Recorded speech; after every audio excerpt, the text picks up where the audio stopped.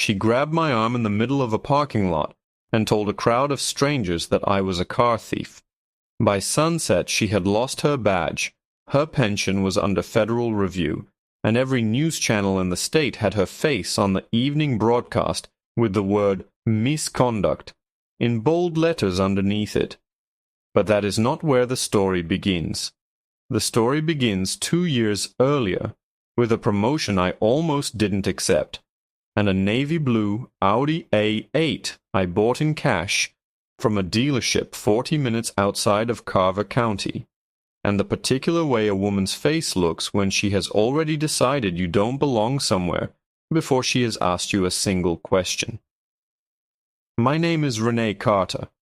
I was 37 years old, a senior special agent in the FBI's Organized Crime Division, assigned to a field office tucked between a dental clinic and a regional insurance company in a town that most people drove through without stopping. I had spent nearly a decade on cases that never made headlines, because the cases that actually matter, the ones that dismantle networks and send people away for real time, rarely do. My days started before 6 and ended whenever they ended.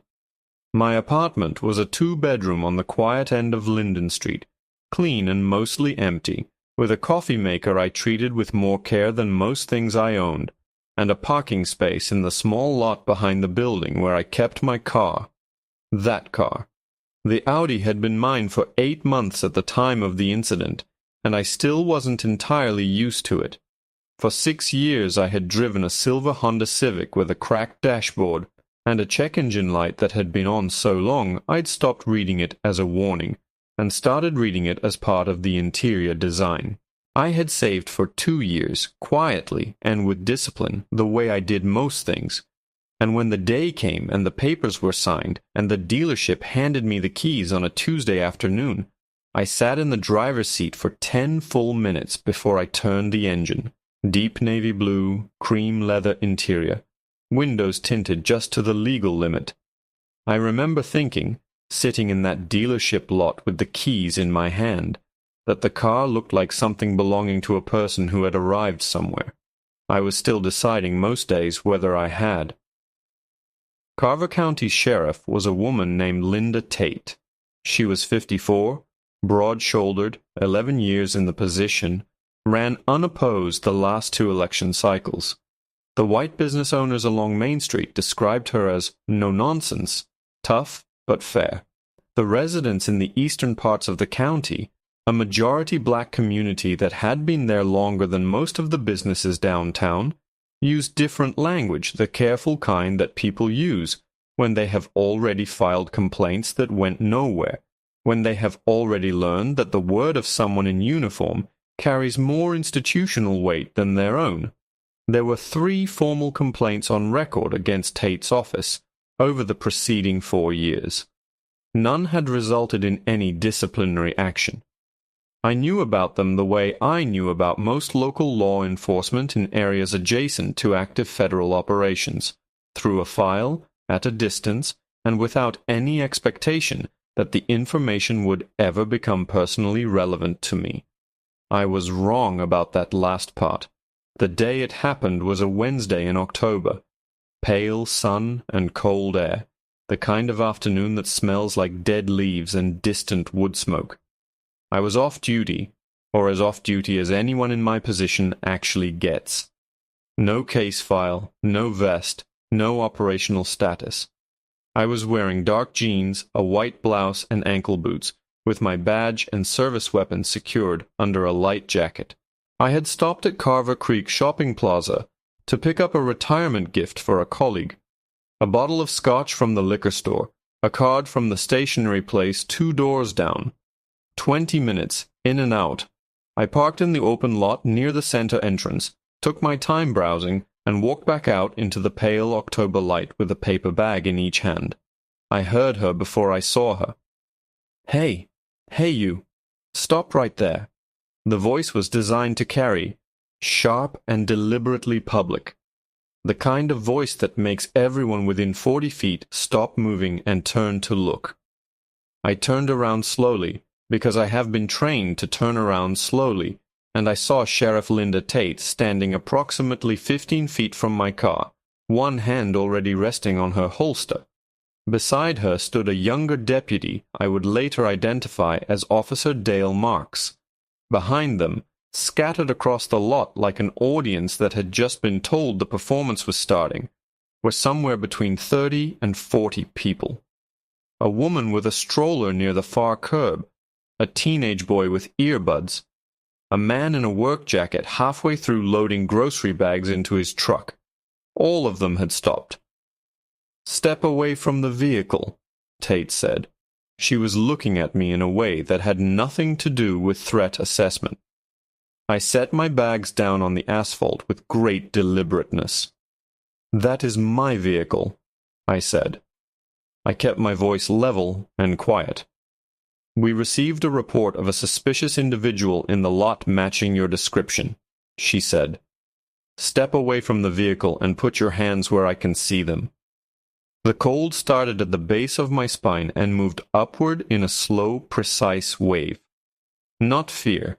I want to be exact about that. Not the kind of fear that narrows your thinking. It was clarity, the particular kind that comes when your body goes still, and your mind accelerates when you recognize that something is unfolding, and you have only seconds to decide how you will meet it. I had been in rooms with armed men who had real reasons to want me dead. I had sat across tables from people who would not hesitate to harm me if they believed they could. What I felt standing in that parking lot was distinct from any of those experiences, colder in certain ways, because the threat was coming from someone wearing a badge, and because the uniform is supposed to mean something, and in the moment it doesn't, it takes something from you that is very difficult to name and nearly impossible to put back in its place. "I can show you my registration and my federal credentials," I said. "Hands first." I raised both hands slowly, palms open. Several people in the lot had their phones out. The man with the work jacket had stopped loading entirely and was watching with his arms at his sides.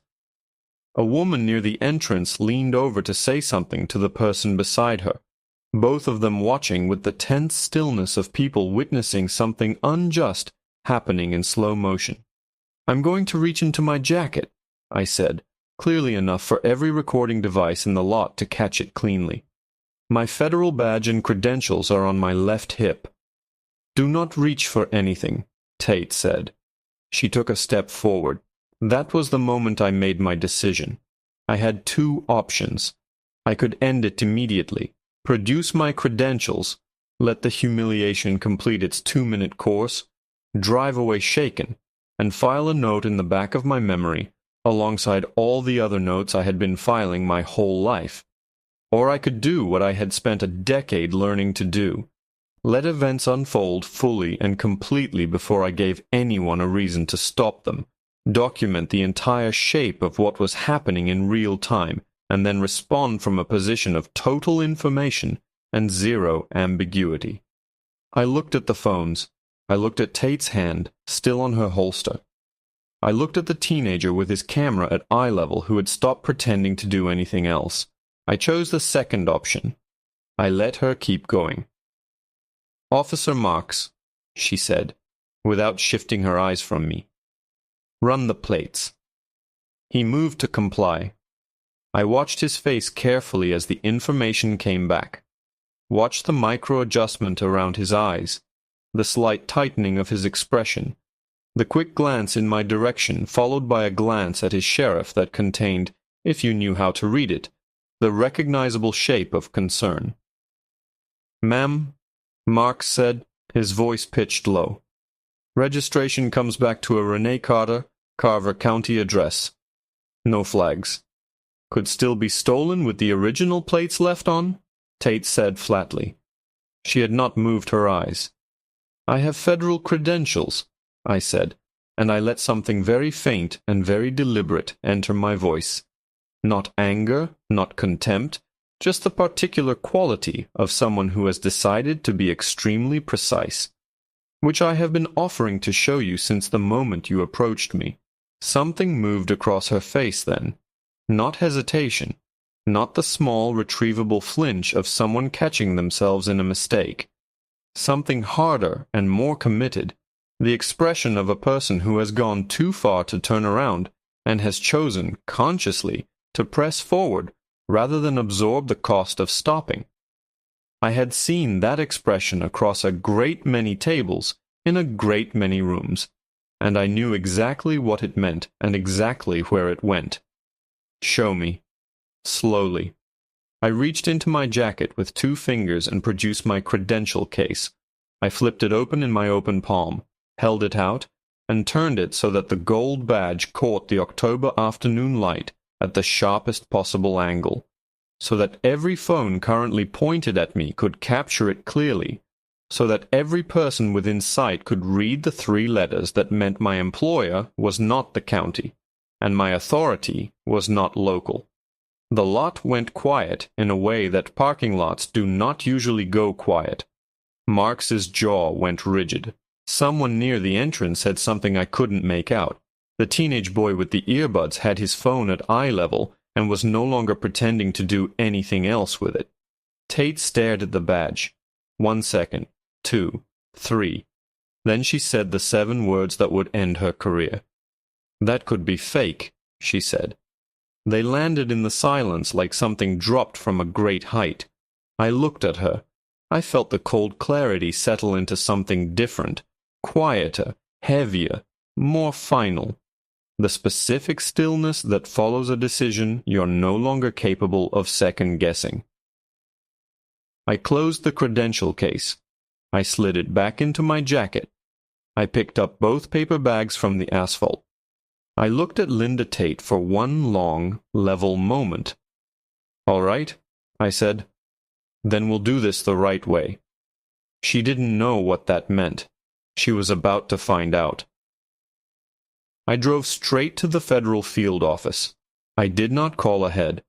I did not stop for anything, and I did not turn on the radio. The October light was flat and cold on the highway, and I held the steering wheel with both hands and let the 40-minute drive be exactly what it was, a transition from one version of events to another. By the time I pulled into the office parking lot, my hands had stopped feeling like hands and started feeling like instruments. I had been here before, in different circumstances, with different stakes. The stillness was familiar. The clarity was familiar. The very precise absence of doubt was, if anything, the most familiar thing of all. Marcus Webb was at his desk when I walked in. He was 51, my supervising agent, a man who communicated most of what he felt through variations of silence. He looked up from his screen, read my face in approximately 2 seconds, and reached across the desk to close his office door before I had sat down. "Talk," he said. I talked. I gave him the full sequence. Time, location, every word spoken in order. I described the phones. I described Marks's face when the plates came back clean. I described the exact words Tate had used, including the last 7. Marcus listened without interrupting, which is how he listened to everything that mattered, and when I finished, he was quiet for a long moment with his hands flat on the desk in front of him. "She said the badge could be fake," he repeated. "In a full parking lot on at least a dozen recorded devices." He looked at me for a long moment. "You let it run," he said. It wasn't a question. I let it run. He nodded once, slowly, with the particular quality of someone settling a weight onto solid ground. "I need you to write the incident report right now, in this office, before you go home and before you speak to anyone else about this. I'm making 2 calls, one to OPR, one to the U.S. Attorney's Office. You are not going to handle this alone." He paused. "Are you all right?" I thought about that honestly. "I will be," I said. "After." He nodded again and reached for his phone. I wrote the incident report at a desk in the open floor, the kind of writing that is not writing at all, but assembling, selecting the exact language that cannot be qualified away, the kind of factual precision that leaves no surface for interpretation to grip. I wrote for 90 minutes. When I finished, it was dark outside, and the office was nearly empty. And Marcus came out of his office with a yellow legal pad covered in notes and the expression of a man who has had 2 very productive phone calls. "The U.S. Attorney's Office wants to speak with you tomorrow morning," he said, "and I need you to hear something." He set the legal pad on the desk in front of me. Halfway down the page, circled in ink, was a name. "Deputy Marks filed his own incident report 20 minutes after you left the lot," Marcus said, independently, without being asked. He documented the entire sequence and flagged Tate's conduct as inconsistent with protocol. Something I had been holding since the parking lot shifted very slightly. "He filed it independently," I said. "Filed it, signed it, and copied the department's internal affairs division. He also retained copies of his own body camera footage, which, and this is the part you will want to know, Tate instructed him to submit for review immediately after you drove away. She didn't know he'd already made duplicates." I sat with that information for a moment.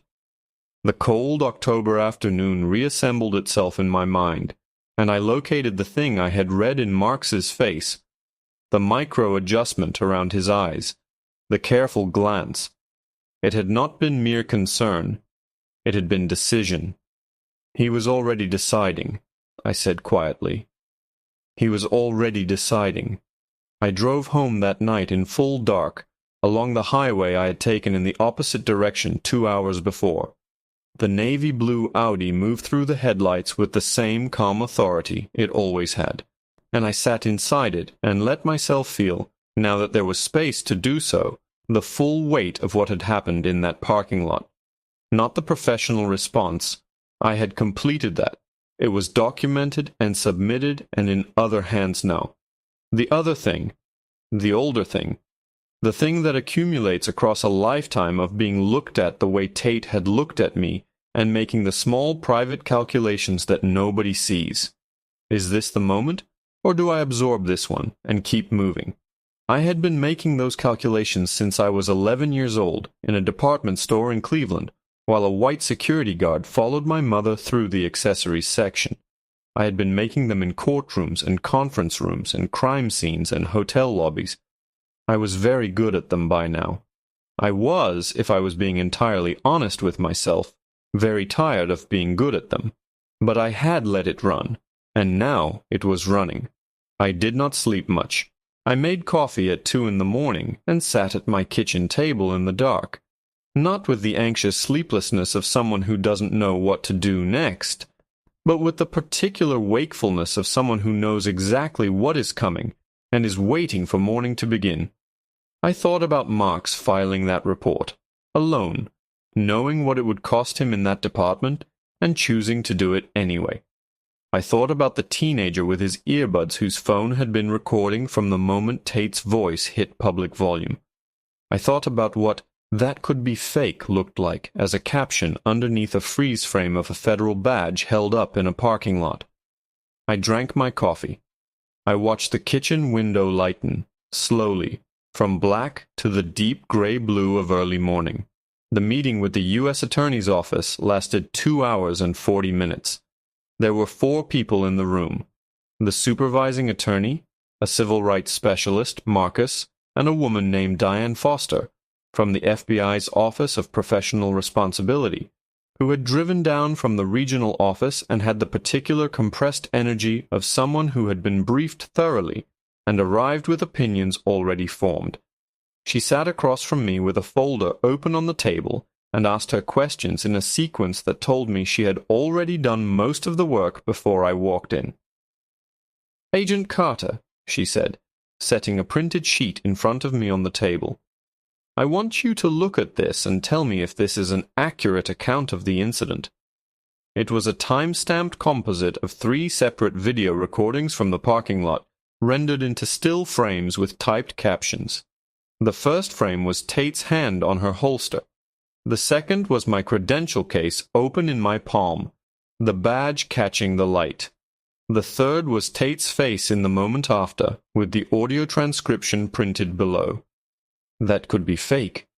That is accurate, I said. Diane Foster closed the folder. Sheriff Tate's body camera footage was submitted for department review at 5:17 yesterday afternoon, she said. Our technical unit examined it this morning. The footage runs uninterrupted from activation until the moment you produced your credentials. At that point, there is a gap of 11 seconds. The footage resumes after you have already lowered your credential case. The room was very quiet. She edited her own camera footage, Marcus said, not as a question. The metadata doesn't lie, Foster said, and the gap contains, based on the parking lot recordings, the single most significant moment of the incident. There it was, the second layer. Not just the stop, not just the words. She had attempted to remove the evidence of her own misconduct from the official record on the same afternoon it occurred, before she knew how many independent recordings existed, and before she knew that her deputy had already moved to protect them. I felt something settle into place in my chest. Final. Clean. The quiet click of a thing completing. The formal complaint against Tate was filed that afternoon. A federal civil rights investigation was opened within 24 hours. By Thursday morning, the parking lot footage, all 3 versions, had been submitted to the investigation file, and by Thursday evening the first clip had leaked. By Friday, it was everywhere. By Saturday, Tate had retained a private attorney and was no longer making public statements. Marks was placed on administrative reassignment pending review of his own conduct, a bureaucratic inconvenience that his own attorney described, publicly, as a transparent attempt at retaliation against a whistleblower, a characterization that 3 civil rights organizations immediately echoed in writing. The final confrontation, when it came, was not dramatic in the way that final confrontations are supposed to be. It was a conference room in a federal building on a Monday morning, with a court reporter in the corner and 4 attorneys seated along the wall, and Tate at the far end of the table in a dark blazer looking, for the first time since I had seen her in the parking lot, like someone who understood the terrain she was standing on. I was not in that room as a witness. I was there as an agent, in full professional capacity, with my badge and my credentials and 11 years of federal service behind me. I sat down across the table and placed my hands flat on the surface and looked at Linda Tate for a long, even moment. "I'd like to begin," I said to the room, with the 11-second gap. I did not raise my voice once in that room. I did not need to. The documents did the work. The metadata report, the independent recordings, the internal affairs filing that Marks had submitted with his own signature. I spoke for 40 minutes with the quiet precision of someone who has spent a decade learning how to present evidence in rooms where the weight of facts must do everything, and words must do nothing more than carry them. Tate's attorney objected twice. Both objections were overruled. Tate herself spoke only when directly addressed, and by the end of the session she was looking at the table in front of her rather than at anyone in the room. At the conclusion of the formal proceedings, as the court reporter was packing up and the attorneys were gathering their papers, Tate looked across the table at me. I don't know what she expected to find there. Whatever it was, I don't think she found it. "I was doing my job," she said. Her voice had a quality I had not heard from her in the parking lot. Thinner, less certain of its own weight. I looked at her calmly. "No," I said. "You weren't." I picked up my file and walked out of the room. The investigation concluded 5 months later. Tate was formally terminated from the Carver County Sheriff's Department. A federal civil rights suit was filed. Her pension was suspended pending the outcome of a separate review into 3 prior complaints from the Eastern District, the ones that had gone nowhere for 4 years, which were reopened in the wake of the incident and examined by an independent oversight body. Marx received a formal commendation for his conduct, was transferred to a different department at his own request, and was, by all accounts I received informally, doing well. The teenage boy with the earbuds, his name was Jordan, I found out later, 16 years old, honor roll at Carver High, was cited in the federal investigation file as one of 3 independent witnesses whose recordings were material to the outcome. It was March by the time I felt the full distance from October. The investigation was closed, the suit was proceeding on its own track, and I was back in the rhythm of the work that had always defined my days, the cases that never make headlines. I was sitting at my kitchen table one morning with my first coffee of the day when my phone lit up with a number I didn't recognize. I almost didn't answer. "Agent Carter." A woman's voice, careful, a little uncertain. Speaking. "This is Karen Tate, Linda's daughter. I'm sorry to call you like this. I needed to say something." I waited. "What she did was wrong," she said. "I know that. I've known it a long time. I just wanted you to know that somebody in my family—" She stopped. "I'm sorry. I know this doesn't fix anything." I sat with that for a moment. "It doesn't," I said. "But I heard you." After I hung up, I sat at the table for a while in the quiet morning light. My coffee was still warm. The navy blue Audi was in the parking space behind the building, exactly where I had left it, and outside the kitchen window Linden Street was doing what it did every morning, just existing, ordinary and ongoing, indifferent to everything that had happened and everything that might. I had arrived somewhere, I thought. I had known that for a while now. I was simply learning, still, to let myself stay there. I finished my coffee. The mug was warm in both hands, and the light was coming in at a low angle across the table, and for the first time in longer than I could precisely measure, the morning asked nothing of me at all.